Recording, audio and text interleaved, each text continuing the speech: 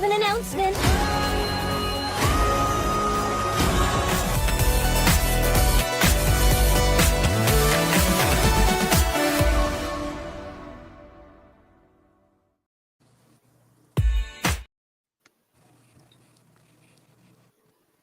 Hello, everyone, and welcome back to the Workplace Wellness Hour. Hope everyone's having a great Monday.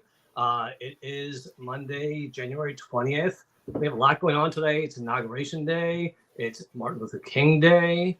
And personally, this weekend, the Washington Commanders, I did a post about them winning the football team, which they're my football team that they haven't won in 33 years. So I'm very excited they're in the playoffs. But tonight, I have to admit that I'm supporting my wife and my daughter, who are Ohio State alum. See Ohio State right here. And they are playing right now the championship game as we speak. So immediately after this live, I am running downstairs to watch the second half of the game. But today, we are here, Samana, Ashley, and I, with a very special guest.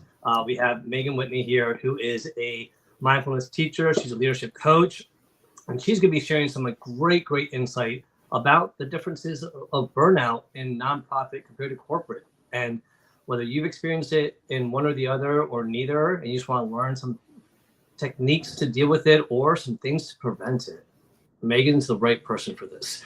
And Ashley has been so insightful to invite Megan here as our wonderful guest. For those of you that are new to the Workplace Wellness Hour, make sure you check out the site, check out the page that we have on LinkedIn. Make sure you check out Ashley and Sumana's pages as well. One thing that I added here today, I just want to say for people that have not checked out Ashley before, check out Ashley with her amazing Instagram page. She really does amazing artwork. Check her out. She does stuff that you would be impressed to see.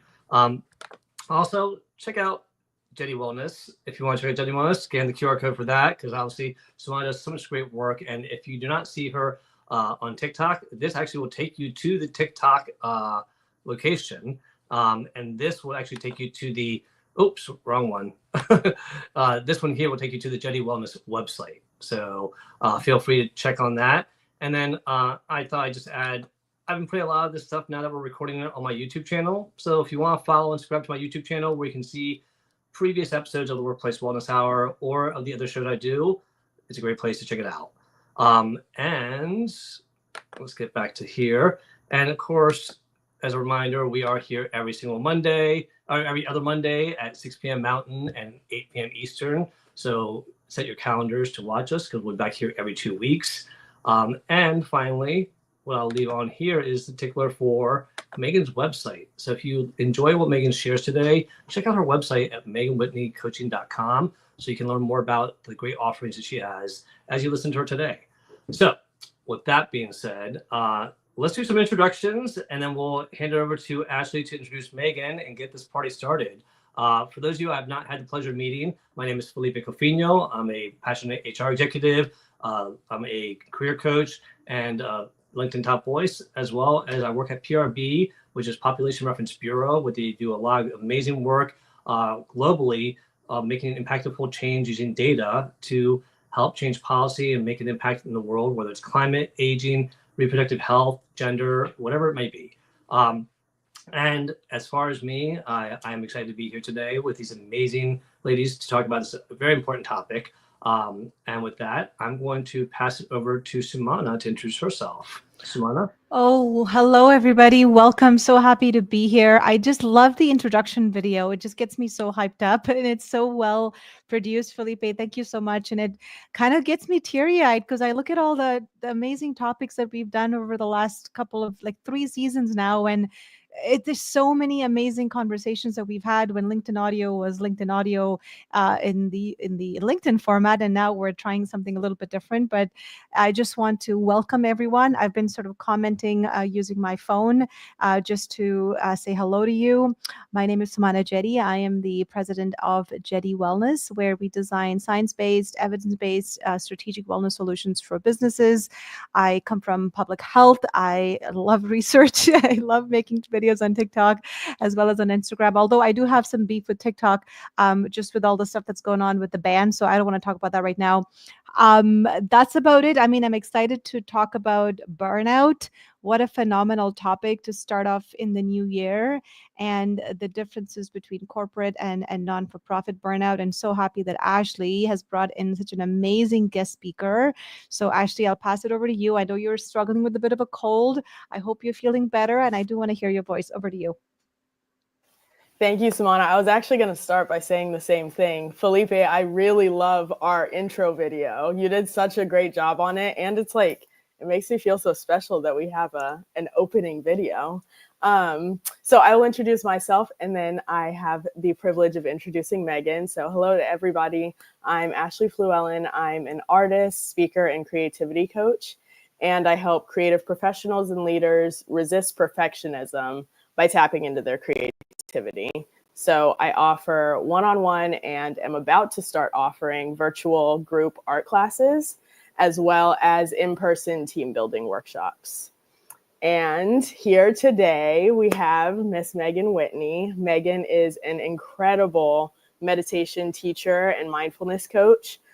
She primarily helps folks who have experienced nonprofit burnout overcome that through a mix of mindfulness and meditation.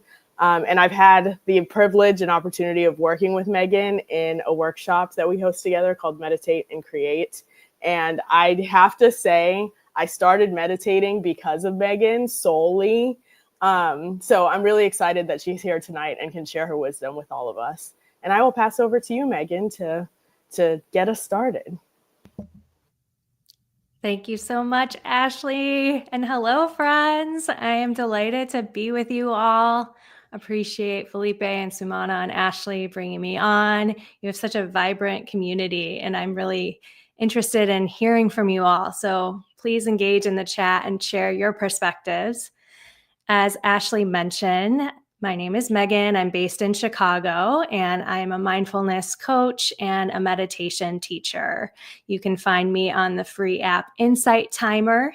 Curious if anyone has heard of Insight Timer or uses it. I know it's something that Ashley has gotten into. I offer live events through a platform called Mindfulness Community for Changemakers about once a month on Insight Timer. And I also offer one-on-one coaching to people in nonprofits who are experiencing burnout or who maybe feel like they're on the road to burnout and they want to gain some tactical strategies and stress management tools to be able to stay in this work without losing themselves. I also offer a lot of workshops to teams, both in nonprofit and the corporate space. So I am really passionate about making mindfulness, which is a very buzzy word, which I can define later, accessible and easy. So curious for folks in the chat, I'm seeing it blowing up and appreciating you saying hello. If you can share your experience with mindfulness, is this something that you practice? Is it something that you're interested in learning? I think it's always helpful to get a sense of where folks are at.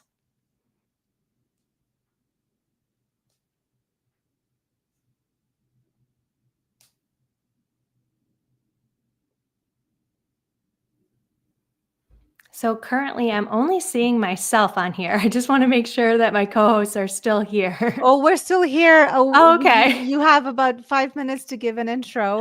We were just highlighting. We were just listening to you. Oh, okay, great. I've never had that fancy thing where everyone else goes away. So we just want to make sure everyone saw you, but give in the chat. Let's give Megan some feedback about what you've dealt with. I know that Michael said he needs to finish some work back later, but Shwana uses the Balance app. I know I've used Headspace, Calm. I also have that on there that I've used as help. But even for me, guided meditations are always been very beneficial to me. But in the chat, let us know where you're watching from, and let us know if you're watching Team Live or Team Replay. But Megan, please tell everybody a little more about yourself, and then we'll get into some questions that we have prepared for you. Absolutely. Great. And thanks to folks for sharing in the chat. So yeah, I think it may be helpful, since we're going to be focusing today on the differences between nonprofit and corporate burnout, for me to share a little bit about why I feel so dedicated to supporting other change makers. I've worked in the nonprofit sector for my entire 18-year career, and it has never really felt like a choice to leave this sector, because I have always felt from a young age very committed to doing social justice work. Grew up in a church, volunteering a lot in a soup pantry and homeless shelter, and that really led me into the nonprofit space.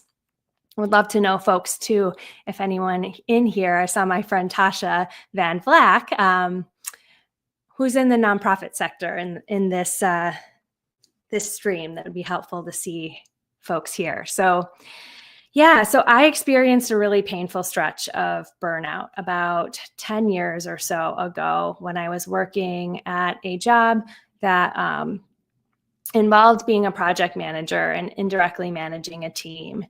Some of the things that were going on for me were some stressful restructuring, some ambiguity about where the organization was going.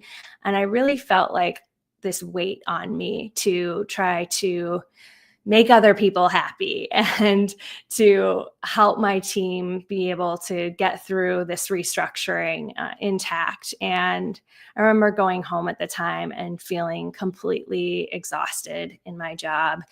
I vented a lot to my husband at the time and was really rather negative. I felt like I couldn't sleep well. I had a lot of chronic health issues that I didn't know were related to stress.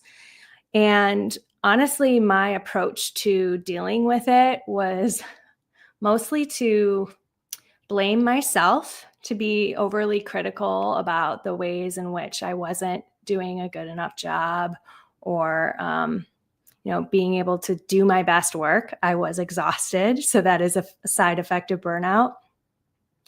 I was overly focused, I think, on the external stressors rather than managing the stress itself that was in my body. It's really natural to look at other people and blame coworkers and the organization for our stress. And certainly want to emphasize here that there are systemic causes to burnout, and it's nobody's fault. And there are so many things that we can do to support ourselves once that stress is inside us, to be able to check in on a regular basis. And so at the time when I was really burned out, I had no real plan other than to quit my job with nothing lined up. I was so fed up and exhausted and just numb at times that I just didn't see any other way. And I want to validate that in certain cases with dysfunctional work environments and certain situations, that's very valid. It wasn't until about 4 years later, after I went through the burnout, that I found mindfulness and meditation. And that is because I went through a divorce. And as many meditators find meditation, it is because we're in a crisis state and we're willing to try anything. So as Ashley has said on a recent testimonial that I posted on LinkedIn, which is straight up a voice note that she left me, something I shared with her that landed with her that I'd love to share with you all is that I'm really grateful for my therapist at the time, who encouraged me to practice mindfulness and meditation every day. And not only did she encourage it, she actually required that if I were to be a client, I would need to commit to 10 minutes a day of meditation. So for me, I was brand new to meditation. I had a lot of the misconceptions that many people have about meditation. And because I was going through an emotional roller coaster and wanted ways to be able to regulate my emotions, I was willing to give it a try. Also have an overachiever part in me who was like, I can do this. I got this. I'm a good student of meditation. So I started meditating 10 minutes a day in the morning, and it completely changed my life.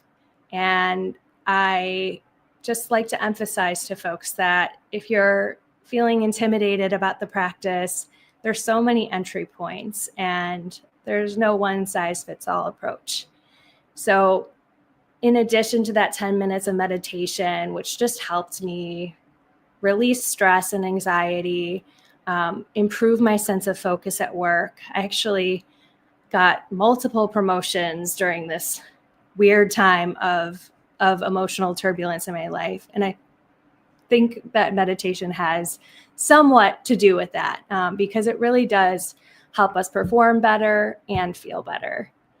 So I'll pause there. I could keep going, but that's a bit about my story and why I feel really invested in doing this work and helping folks feel less alone and equipped with strategies that work for them. Well, Megan, thank you for sharing that. That was very enlightening. And I think that you're right. You said a lot of us don't even think about it until we're in that crisis mode. And, you said a few things about, those internal stressors and how we focus on that, or we wait until the physical ones really start manifesting. And in a lot of cases, those are too late, I feel like. You're already in that burnout mode versus trying to prevent it. But one thing about the meditation that you talked about, which really resonated with me, was what the perception was of people who meditate. When I moved into this house, oh my God, almost 30 years ago, there was a wonderful couple that moved away just a few years ago that lived across the street. And the husband would come outside, and I remember he'd be like this, and he'd be stretching, and he'd be just closing his eyes, and he'd be just doing all this stuff in his front yard. I'm like, what are you doing, you weirdo? I was like, go inside and do it. Why are you doing it outside? And then he'd go to the park and do it. And over the years, I got to know him. I started asking him why, and he just said, oh, it's something he started doing when he was young, and it just helps him deal with stress and things in life that hit him, and it really just helps him be just a better person, he feels like, and handle things so much better. And I'm like, that's a very simplistic way of looking at it, but I appreciated it. Now, I wish I had that insight when I was younger. I wish I had learned the value of it. And really, it comes down to breathing and just relaxing. The word meditation, I think, has a stigma to it that unfortunately sometimes it's negative. And I'm just telling you, if you were a hater like I was, try it before you get negative about it. Just try it, because it's amazing the mental and physical benefits it can provide you. So Megan, I have a question for you. What are some signs that of burnout that we might overlook sometimes that people can recognize before they reach that breaking point? Yeah, I think that's a great question. And I'd love to start by just defining what burnout means before offering what the 3 characteristics of burnout are as defined by the World Health Organization. I certainly am somebody who has used the phrase, I am so burned out, in a way that could mean a lot of different things. I think it's a pervasive word. And I would love folks, if you want to write in the chat, what word comes up for you when you hear burnout? What do you associate with burnout? I think it can be used casually in the sense of like, I'm a bit burned out today. I'm kind of bored with my job, or I'm feeling rather stressed today. Burnout is actually chronic, prolonged stress and emotional exhaustion. So it is not something that we wake up with, just like we wake up with the flu one day. It is a buildup of chronic stress. And it is something that manifests in 3 primary ways, although it looks different for everyone. There's many different causes as well. But my website, which this lovely banner has at the bottom, has a free resources page. And I actually pulled a great quiz that comes from this book that is called Mindful Self-Compassion for Burnout. This is a fantastic book, and it has a quiz in there that helps you identify the signs. So the first sign of burnout is physical and emotional exhaustion. So that's coming home at the end of your work day, or maybe even as soon as you wake up in the morning, feeling completely drained of energy and zapped. Maybe like you don't want to engage with anyone and you want to hole up in your room alone. The next one is depersonalization and cynicism. This could look like feeling like people around you aren't really human beings, feeling like a sense of needing to protect yourself and just treating people in a transactional way. Could look like feeling like, does my work even matter anymore? What's the point? That's a common one I work with clients on, is this idea of thinking, well, if I just tell myself I don't care anymore, then I can be okay, I can get through it. And then the third manifestation of burnout is a decreased sense of personal accomplishment. So feeling at work like you're not able to do your best work. You're not able to perform creatively or remember things. Brain fog is common. And it makes sense. And this is, I have deep empathy to all who may be experiencing this. It is super common. In the nonprofit sector, at least 50% of people have experienced burnout. And it is a real epidemic in our world. So those are kind of the key manifestations of burnout. And then if it's helpful, maybe I could chat a little bit about identifying some of the early warning signs of burnout before it gets so full blown. So yeah, I'm seeing in the chat though, before I keep going, I want to bring in people's voices. I see Leslie says, when I can't put two sentences together. Yes, my friend. And Sumana said, I lost my intellectual skills. It was very scary. Yeah, I appreciate folks sharing this. It is a devastating and life-threatening experience. And I want more folks to be able to identify the signs in themselves and in their team, because it is preventable and we can recover from it. Megan, how would you describe burnout as far as how it impacts someone's confidence?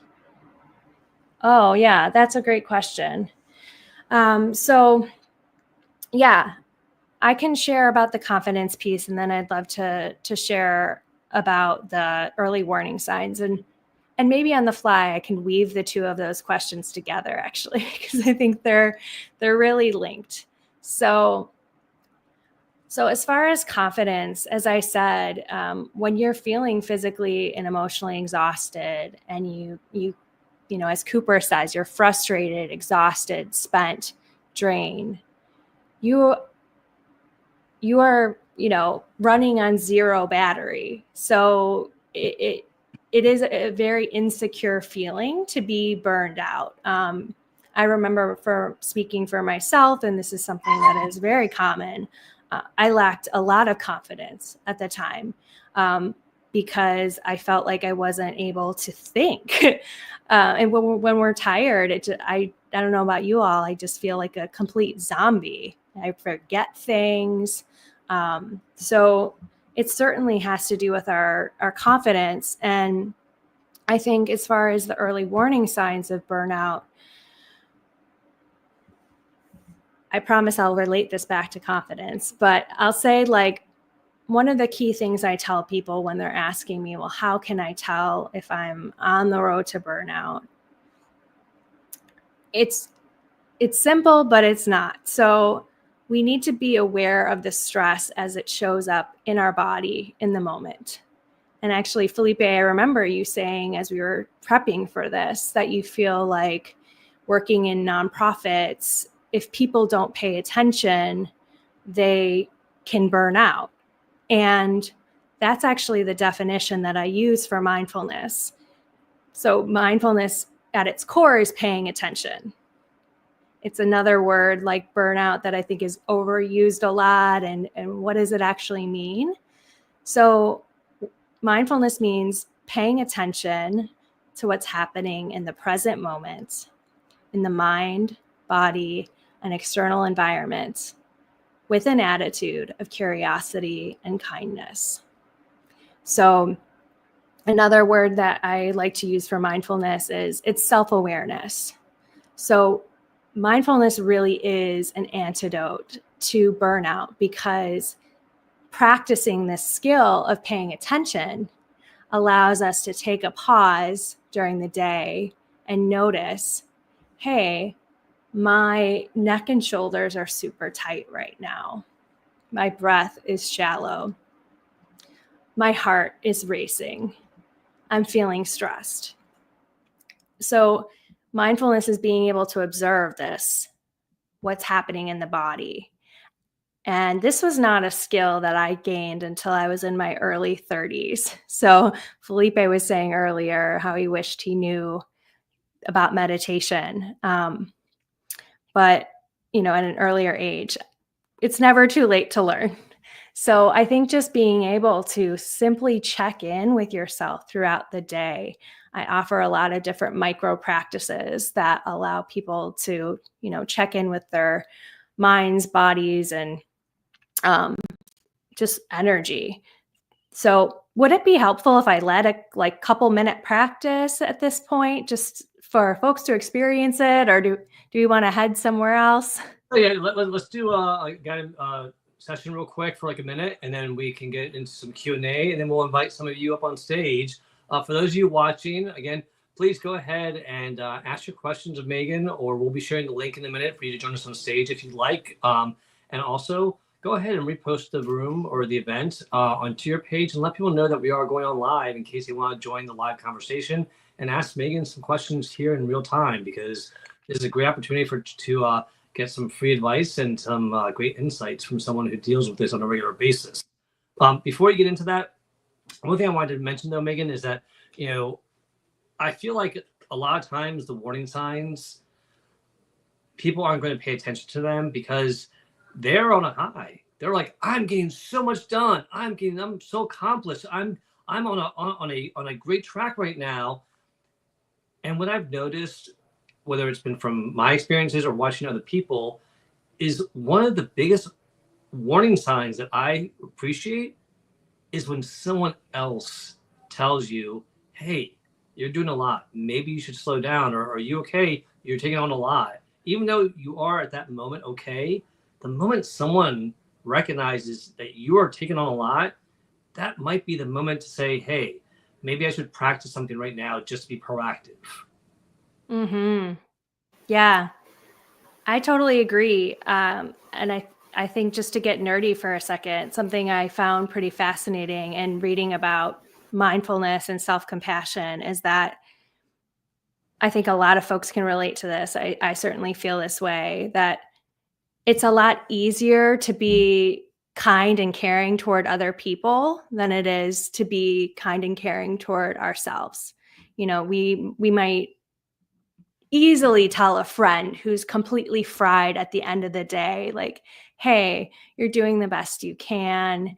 You had a million plates that you were spinning today. In the nonprofit world, people often are working like 5 people's jobs and are underpaid. So there's a lot that people are going through. And the way that our brains are wired is that we primarily evolved first to be wired for fear and to be constantly looking out for threats for our own survival, which of course shows up at work all the time. So our second kind of survival skill was to take care of the people in our tribe, right? To look out for other people. It wasn't to look out for ourselves. So I just want to offer that in with a lot of compassion, because it's not a skill that comes inherent to us to be able to slow down, to take care of ourselves. It's a lot easier to do it for others. And this skill of self-compassion and mindfulness helps us relate to ourselves and our stress in a much more supportive way, so that we're not adding to our own stress by beating ourselves up. Megan, I wanted to make a quick comment and a question that I feel like will prime the 2-minute meditation practice. But first of all, I just wanted to reiterate what you just said, because I think it was really, really powerful, that we are naturally hardwired for survival. And so threats to that will signal that fight or flight fear response within us. And what I think was so powerful, and you just glazed over it, but the fact that work is the place where that happens in this day and age, like work is immediately tied to survival, because if we don't have a job, we're not able to pay our bills, spiral. And so it makes sense that when we're in the workplace is when a lot of those like fear responses perk up for us. So I just thought that was genius. And then one of my questions that I was going to ask you, and I know the answer because I'm friends with you, but I still think that it's important for us to discuss. I know for myself, before coming into meditating, I always had this judgment that if you can't do an hour, then, why even jump into it? If you can't sit there for half an hour, Felipe, your face, then like, why do it? You're not going to get the benefits, and you're supposed to shut your mind down. So I know we're about to jump into a mind, body, heart, but I'm curious if you could just speak to the like judgments that people might impose on themselves when it comes to meditation. Absolutely. There's a lot of misconceptions that get in the way of folks practicing meditation and mindfulness. So first, want to highlight that meditation is not the same as mindfulness. I think oftentimes they are convoluted. You could think of mindfulness as the umbrella term. So it's about paying attention and being aware. Meditation is one of many ways that you can practice mindfulness. So meditation may not be everybody's jam who's on this event, and that's okay. And there are thousands of different ways to meditate. So I encourage folks, when they think about meditation, if they're interested in trying it, to play around with different kinds of practices. So there's a very common misconception. I had this one myself, that meditation is about turning off our thoughts. The time thing is another one. I'll mention that in a moment, but just want to really underline the fact that we are not trying to turn off our thoughts when we meditate. Our mind wanders on average at least 50% of the time, meaning that about 50% of the time as human beings, we are thinking about something other than what we are doing.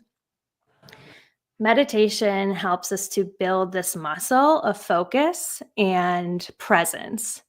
It allows us to practice noticing without judgment, like, hey, I'm thinking about my grocery list while my friend Ashley is talking to me about how to paint. I'm taking painting classes with Ashley, so fresh one. And so we're not trying to turn off our thoughts. We're really building this muscle of awareness, and then that helps us in our daily lives when we are having dinner with our families to actually experience more presence and joy. And when we're in our meetings with coworkers, we're able to show up with a sense of connection and creativity and contribute innovative ideas because we're present, right? So we're not meditating just because we want to be good meditators. It's actually like we're building these life skills. So not trying to turn off our thoughts. Once you get used to that, I think you can play around with different styles of meditation. I encourage folks to start with 1 minute a day. If the idea of doing 5 minutes or 10 minutes a day is too intimidating, that's okay. But it's pretty incredible. And you may notice in the 2-minute meditation that we do, just how powerful and impactful it can be just to pause, even for 3 conscious breaths, to move from being on autopilot to being aware. So I could go on a soapbox about the misconceptions, and if folks want to write in the chat, like barriers to meditation, or ask me questions or share, misconceptions they have overcome, I welcome folks to share too. Should we do a little practice? Yeah, go ahead and do it. Practice, and then I'm going to highlight you, so you'll be alone on the stage. But Cool. give everyone a chance to practice it. So how long? It'll be about 60 2 seconds? minutes. 2 minutes, friends. And you All can do this with your eyes open or closed. I'm just going to go off camera for this part. I think folks should still be able to hear me. So I invite you to close your eyes or gently lower your gaze. And let's begin this couple-minute practice by taking 3 deep breaths.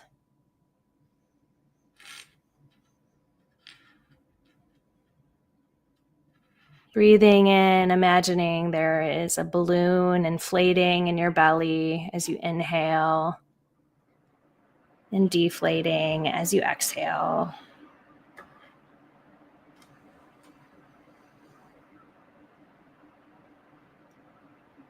As you continue to breathe in your natural breath, I invite you to feel the sensations of your feet on the ground.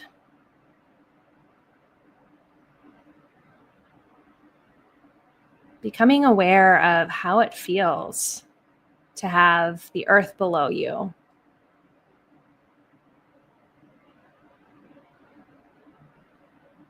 This is a somatic way that you can ground yourself in any moment. Helps you drop out of thoughts of overwhelm and overthinking into the present moment. Because when you're actually connected to the sensations in your body, you can only be in the present moment. Your body's always here. We'll do a head, body, heart check-in. Starting with checking in with your thoughts. Noticing what thoughts are moving through your brain right now. With a sense of curiosity and kindness.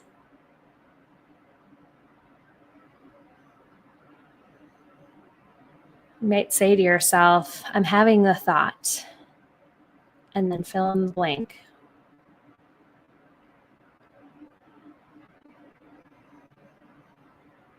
Next, checking in with the body and scanning through from the top of the head, imagining you're pointing a flashlight and slowly moving down the body,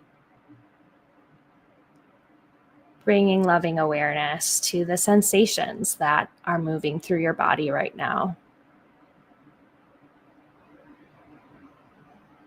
Seeing if you can allow whatever sensations are here to be here.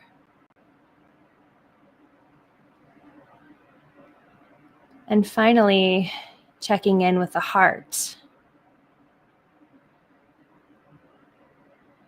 Noticing how you're feeling in this moment.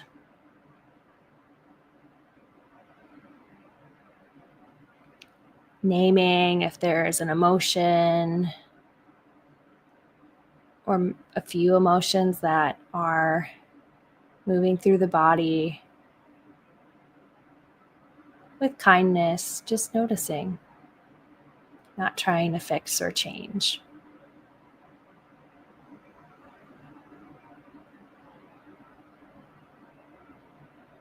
To close this practice, I invite you to set an intention for the rest of this time together. What feels important now?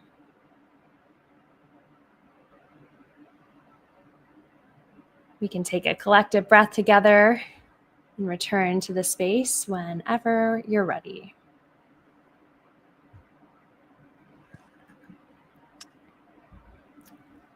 Welcome back. That, every time, and for me, I personally am a huge fan of the guided meditation.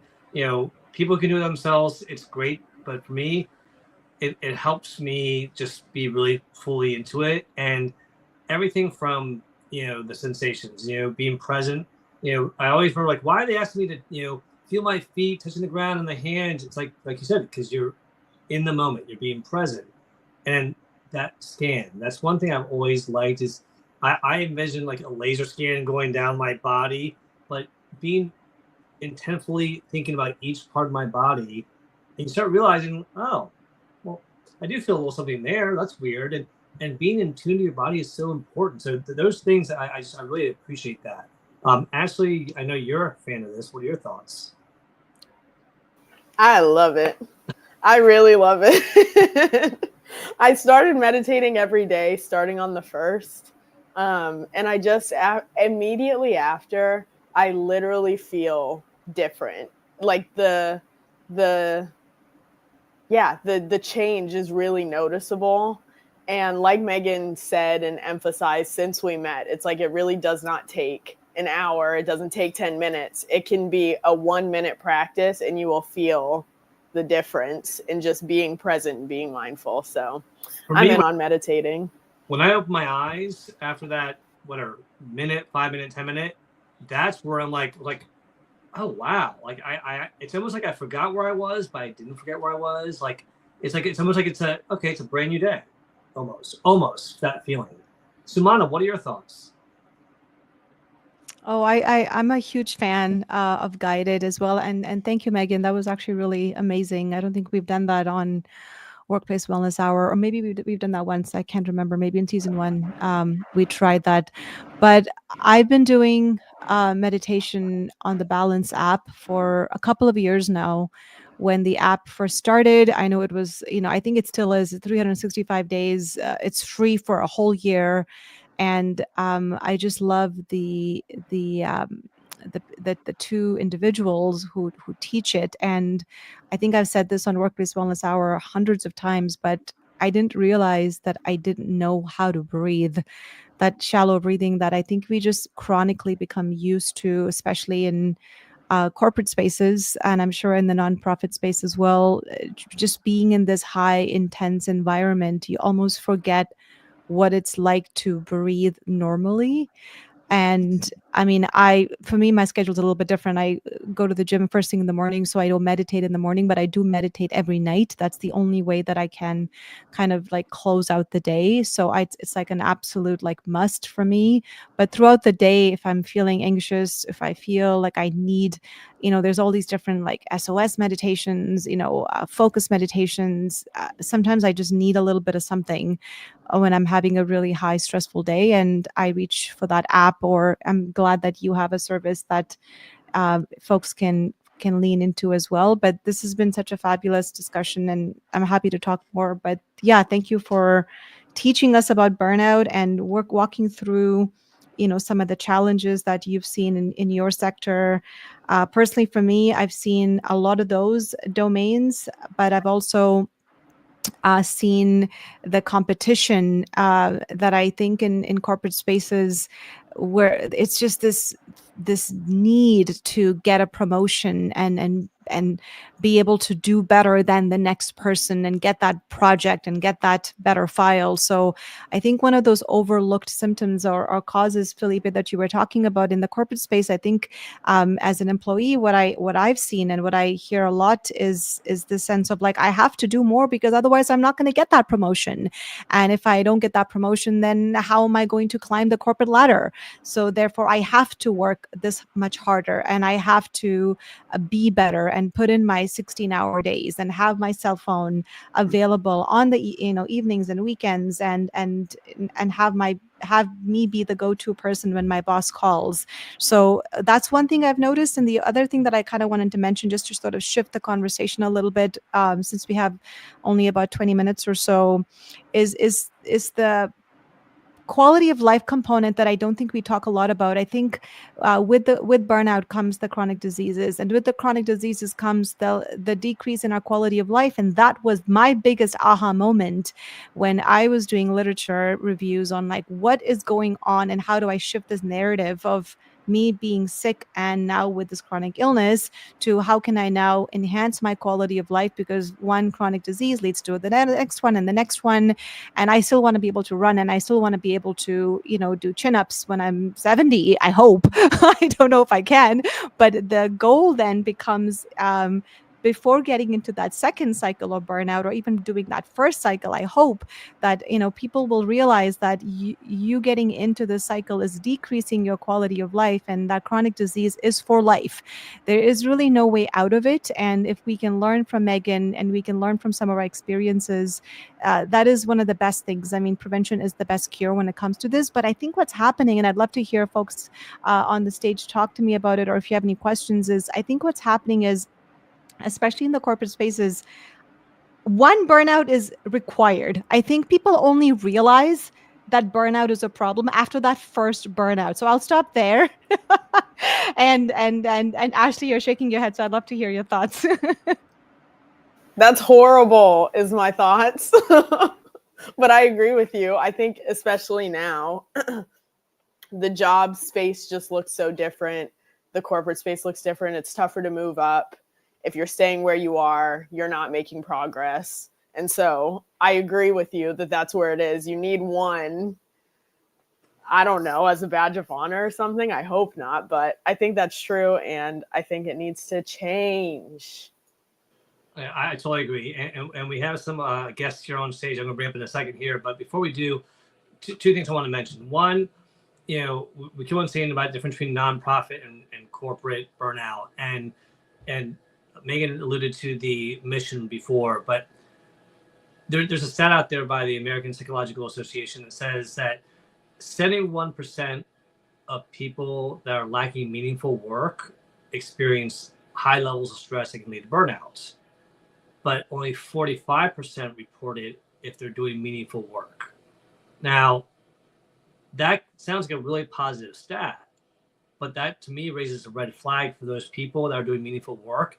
It's saying that they're willing to do more because it's meaningful, which is a good thing, but are you risking your health by doing meaningful work and feeling like you need to do more because it's so meaningful?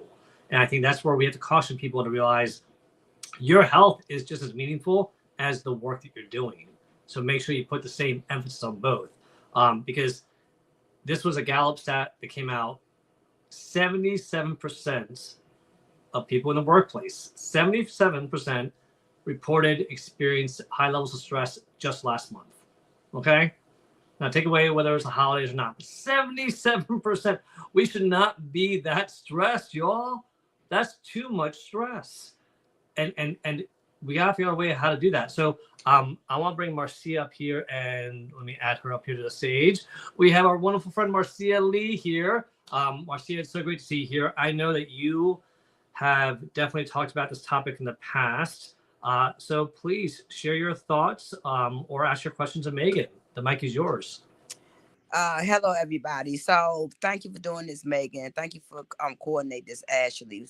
So Megan, I had practiced meditation years before the pandemic because I was going with some colleagues of mine. We were going on Wednesdays for 1 hour. And I've been practicing, but I want to get better at it. And I do mindfulness too, Megan, because I practice yoga as well. But what I've also been doing, Megan, what I've also tried, and I want to pursue that regularly, is restorative breath work, which was real deep. So I really got a lot out of that, out of all the practices that I do. I got a lot from that. So I want to start doing that more. But Felipe, like I wrote in the chat, I've had both sides of the being strung out in corporate and nonprofit. And I have to tell you, the hotel industry almost killed me dead. And that's why I'm, things happen the way they happen. But I'm not going to be anywhere too much longer where it's messing with my mental health. The hotels was messing with my physical health as well. It was a lot. And I find that a lot of leaders don't care. So I really want to get somewhere where people actually care about the whole employee and not just the profit portion. Thank you, everybody.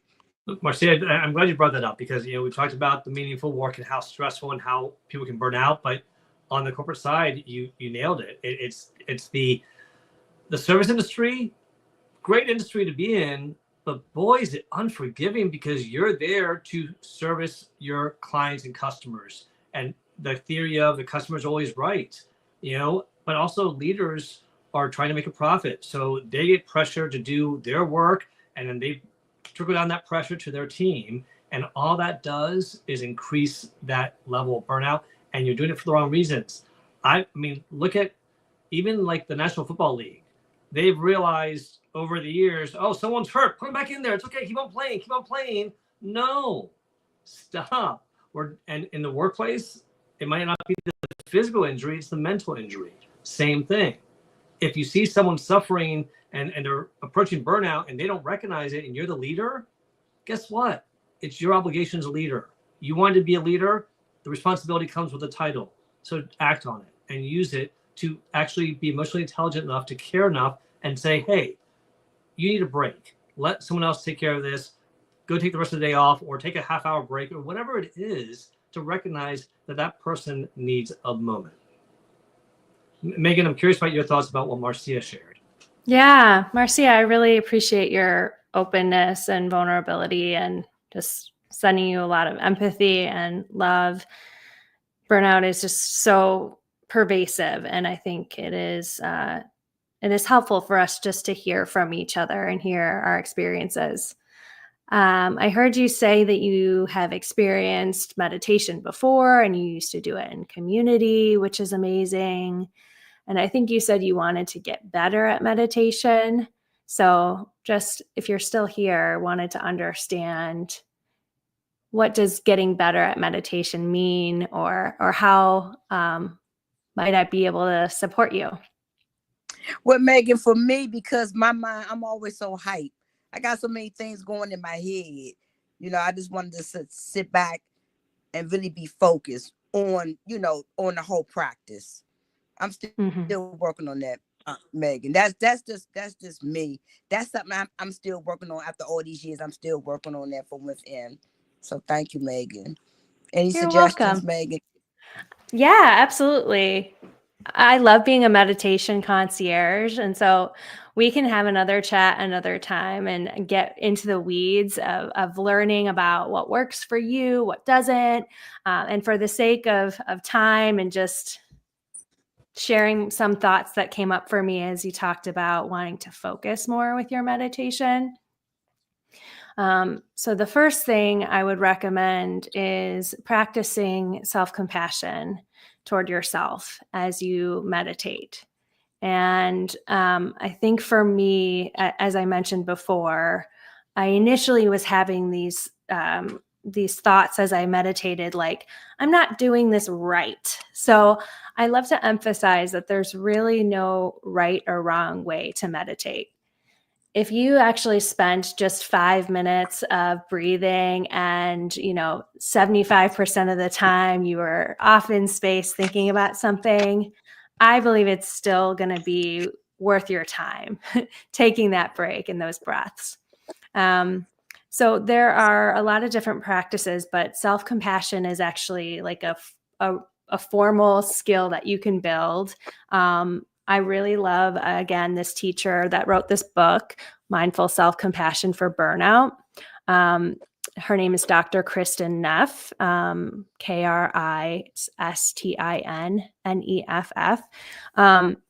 So being able, I think just being able to practice self-compassion, especially when you're feeling super stressed, the types of meditations that I tend to guide on Insight Timer are self-compassion focused. There's nothing wrong with a focused attention practice. They can be really great, as Sumana mentioned, if you're feeling really scattered.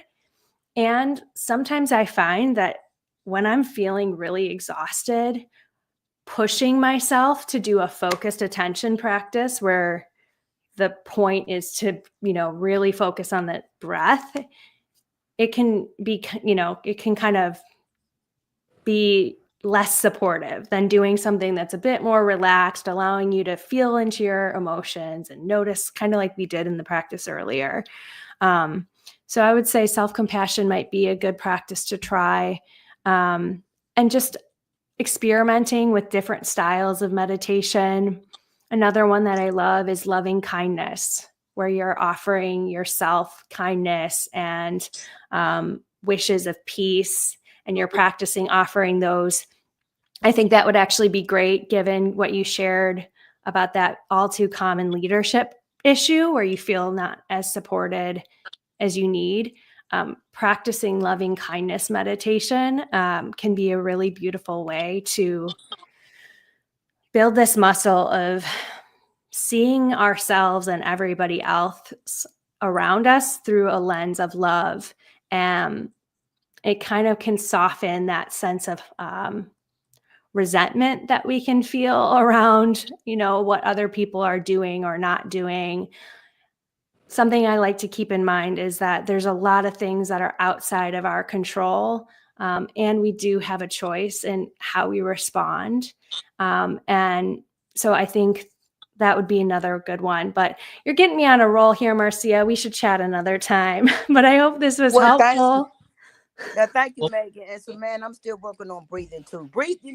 Practice breath work is really challenging for me, and I'm working on that still. So, thank you, everybody.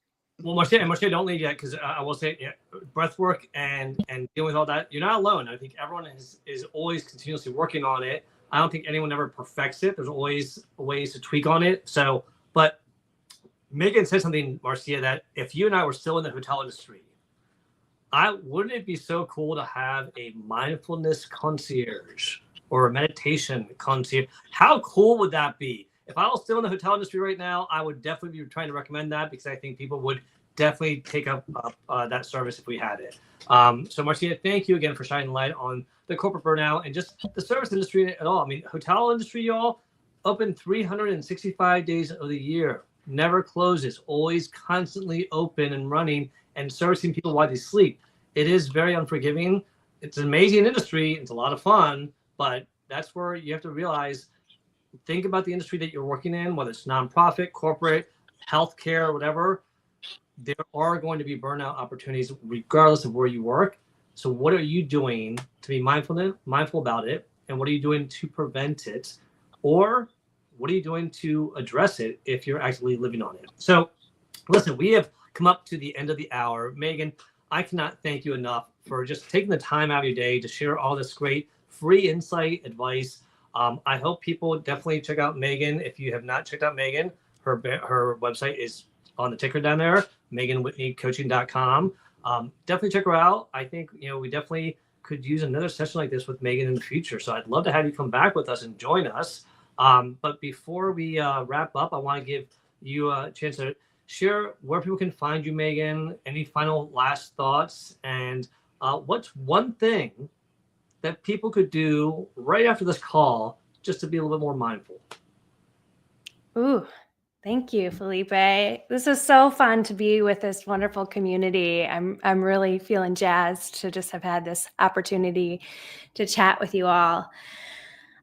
So as far as ways that we can stay connected, I would love to connect with you on LinkedIn. You can find me just by looking me up at Megan Whitney. I post a lot on LinkedIn. I'm also on Instagram. My handle is Be Mindful with Meg. And you can find me on Insight Timer, as I mentioned. I run about once a month now. It's called Mindfulness Community for Changemakers, where you can join me for a guided meditation and a discussion. So, some of the recent topics that we've had have been around how to ease frustration, how to be self-compassionate when we're feeling exhausted. So I really believe that I could talk to you a lot about mindfulness and meditation, and the best way to really understand what it's all about and to support yourself and your well-being is to practice. So I would love to see you all on Insight Timer, and I have a lot of free guided meditations through there. I also have a free nonprofit burnout prevention kit on my website under free resources. So you can join my email list if you want and get access to that kit. And even if you're not in the nonprofit world, I totally welcome you to join my community.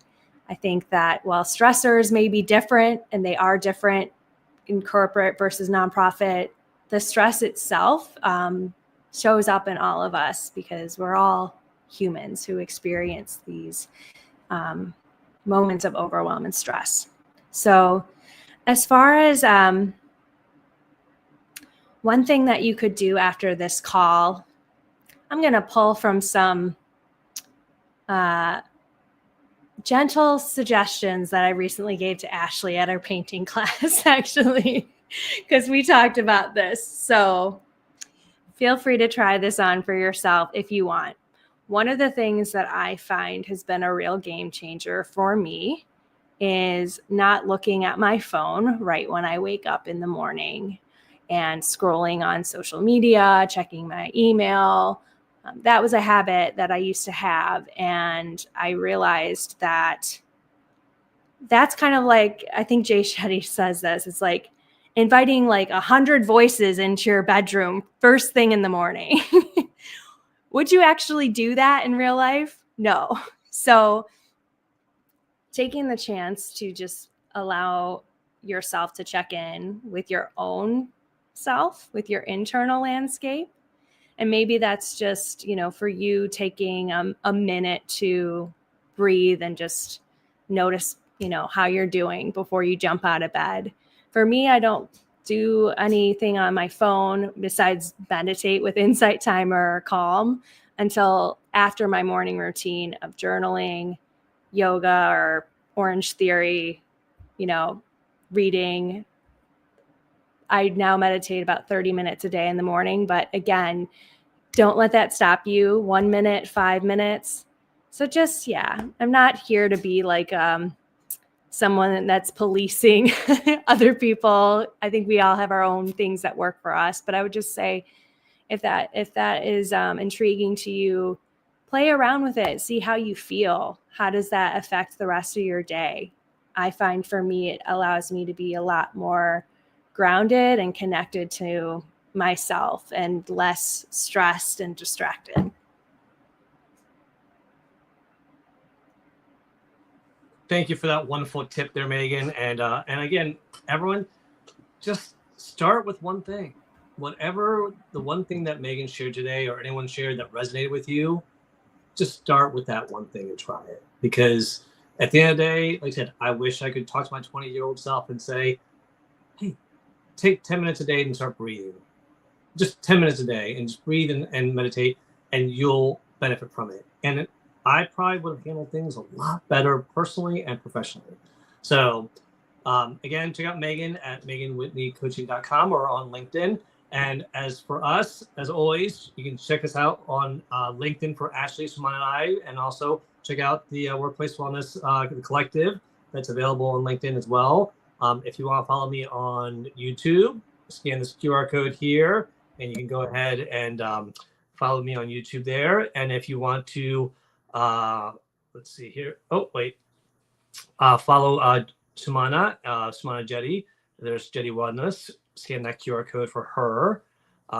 This here is for Sumana's TikTok account. If you want to follow Sumana with her 50,000 followers on TikTok, now that it's back, my wife is very happy as well. She had 24 hours where I had my wife's full attention. It was really nice. And then it went away. But, life happens. And then, of course, if you want to see the amazing art that we've been talking about that Ashley has, scan her QR code and check out the amazing artwork because she really does amazing work. And then down here, if you're looking for a job and you want to work for a nonprofit, PRB, we have some great jobs available, some entry level. We have some project management. We have some business development. So check it out there as well. And if you want to thank us, you can always thank us, with a cup of coffee. Scan that, and you can always thank us with a cup of coffee there. All right. With that being said, we're going back in 2 weeks. I want to give Ashley and Sumana a chance to share anything they have coming up and any final thoughts on what Megan shared today, because it's really been such a valuable session. So as far as me, I have a quiet week. Next Sunday, I have the Careers, Chaos, and Coaching with Melissa Houston. And on Saturday, I do have the Social Saturday Chat with the Social Saturday Chat crew at 12 noon. And with that, I'm going to pass it over to Ashley. Ashley, what do you have coming up? What are your final thoughts about Megan? And anything else you want to share? Thank you, Felipe. To start, Megan, thank you so much for joining us tonight. I knew it was going to be an amazing workplace wellness hour, and it certainly was. And that's because of you sharing all of your wisdom. So I appreciate you so much, friend. And then as far as me, I have two things to say. One thing is a friend of mine and she is a therapist. I am an artist. We were talking about how difficult it can be for folks to take time out of their busy schedules to devote to creativity. And so we had the idea of creating a virtual space to allow for that. So starting this coming Sunday on the 26th from 4 to 5 o'clock Eastern, 4 to 5 o'clock Central Time, we are hosting a Zoom room called A Moment to Make. And it's literally a free space for folks to come on and just parallel play. So you could bring your own creative project. You could bring a coloring page. You could bring a book, whatever it is that you're working on. Join us. Casey, my therapist friend, is going to curate the vibe and provide music. And then I am also going to provide a sketchbook exercise if you don't have anything to work on. So that's January 26th and every Sunday thereafter, 4 to 5 Central Time, free creator space. And then the second thing that I wanted to say is I am going to start offering virtual art lessons. I want to test this though. So I'm offering pilot spots, again, completely free. You'll just need to buy the supplies that are needed for the course. I'm going to post both of those tomorrow. And it's literally going to be the first 3 people who are interested in being a part of the pilot. You will get the spot. You'll learn how to use a certain media from me, an artist, for 6 weeks. And you'll get to help me in developing this. So A Moment to Make next Sunday. And then keep your eye out tomorrow for the post on the pilot art lessons. And I will pass it over to Sumana. Oh, thank you so much, Ashley. I'm looking forward to reading all about your posts, and I'm going to help you find some people because I know some people who may be interested in that. So I'll tag people that I know. Megan, thank you so much. It's been such a pleasure to have you for us to learn about, the basics of burnout, but also the theory that you shared on compassion and mindfulness and meditation. Your practice was just beautiful. I think there's just so much more to dive into when it comes to this concept, and I'm sure we'd love to have you back very, very soon. In terms of what's coming up for me next, on Tuesday in Canada, we have something called Bell Let's Talk Day. It is a mental health initiative that's been going on for about 15 years now. So all the Canadians in the group, I'm sure you know what that is. So this year's Bell Let's Talk Day theme is on youth mental health. And as you know, Jetty Wellness and the work that we do is primarily on professionals and adults in workplaces. So we don't really have a lot of expertise in youth mental health per se. But what I've decided to do with my ambassadors, and actually just one of them, Furkan, who's a therapist and a podcaster and a mental health advocate. So Furkan and I have written a blog post on supporting parents and caregivers of children who may have who are suffering from mental health needs. So we've kind of taken the discussion away from youth, not entirely, but we want to support the parents and the caregivers who may be supporting the teen and the adolescents who have mental health needs. And we've given you some strategies. I'm not a parent per se. I just have lots of friends who have parents. So I've sort of seen some of their struggles, but I've been able to get the perspective of parents from Furkan, and we've given some workplace strategies of what workplaces can do to help parents and caregivers who may have children suffering from mental health needs. So this is a special blog. Typically, we only post one blog a month, but for this month, we are doing a special blog, which is going to be released on Tuesday to celebrate Bell Let's Talk Day. So if you have some time, you want to read that, please go ahead and read that. And we also have the Workplace Wellness 2025 guide that was posted earlier in the year. So that's just filled with lots of strategies. And that's also available on the Jetty Wellness website. And more to come on some conversations that I want to have with the ambassadors. So I think we're going to do one more big event with the ambassadors in March. So if you want to just keep a lookout for that on the Jetty Wellness company page, I'll be sharing more about that soon. Thank you, Felipe. Thank you, Megan. Thank you, Ashley. Well, thank you, Sumana, and I'm looking forward to that blog with Furkan. I think this would be an amazing thing that you're doing for parents out there, and we all would benefit from it tremendously. Ashley, the creator space is brilliant. I love that. I personally think I would love that. But the virtual art lessons, I want to put a bug in your ear to think about. Have you ever done art therapy? Bring your two passions together.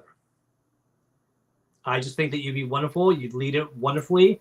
And art therapy would be a nice entryway for people to do more art in the future. Just wanted Felipe, you're reading my mind. Oh, I like it. All right, good. Well, listen, everyone. Thank you again for spending another Monday with us on the Workplace Wellness Hour. We hope that you all have some wonderful takeaways. Again, let us know if you're watching Team Replay or Team Live. And if you have any suggestions on topics you'd like us to cover, put us in the chat, DM us, let us know. We would love to address any topics you'd like us to cover. Or if you have someone that you think would be a great special guest like Megan was today, send their names to us as well. But as always, we appreciate your time. We appreciate your comments. And we hope to see you again in 2 weeks. So with that being said, I'm going to bid everyone farewell. Thank you, Ashley. Thank you, Sumana. And thank you, Megan, for this wonderful, wonderful insight you shared today. Thanks, everyone. Great to meet y'all. Bye. Take Adios, care. everyone. Take care. Stay safe.